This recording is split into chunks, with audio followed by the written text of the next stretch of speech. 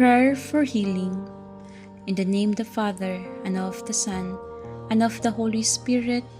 Amen.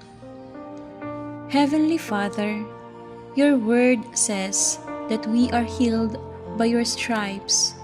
So I pray right now for divine healing.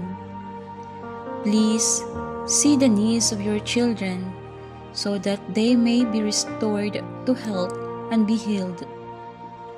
I pray against all illnesses right now, both mentally and physically.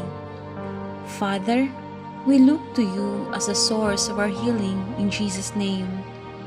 I thank you in advance for the divine healing, that which you have graced your children. Continue to have your way within our lives. Amen. Saints Vincent and Louise, pray for us. O Mary conceived without sin, pray for us who have recourse to you. All together, in the name of the Father, and of the Son, and of the Holy Spirit. Amen.